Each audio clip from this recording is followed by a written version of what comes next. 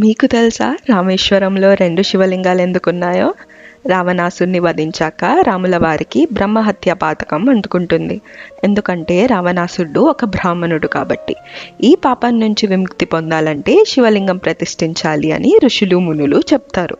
దానికి ఒప్పుకున్న రాముడు ఒక ముహూర్తం పెట్టి హనుమంతుడికి ఈ ముహూర్తం లోపల ఒక శివలింగాన్ని తెచ్చియు అని ఆదేశిస్తారు. హనుమంతుడు లింగం కోసం కైలాసానికి వెళ్తారు. కానీ ముహూర్తం ఎక్కడ దాటిపోతుందో అని సీతమ్మకి భయం వేస్తుంది. అప్పుడు సీతమ్మ సముద్ర తీరంలో ఉన్న ఇసుకతో ఒక లింగాన్ని చేసి రాములకి ఇస్తారు. రామ ఆ లింగాన్ని స్వయంగా ప్రతిష్ఠించి దానికి రామలింగం అని పేరు పెడతారు. కొంచెం సేపు తర్వాత హనుమంతుడు కైలాసం నుంచి ఒక శివలింగాన్ని తీసుకొని వస్తారు.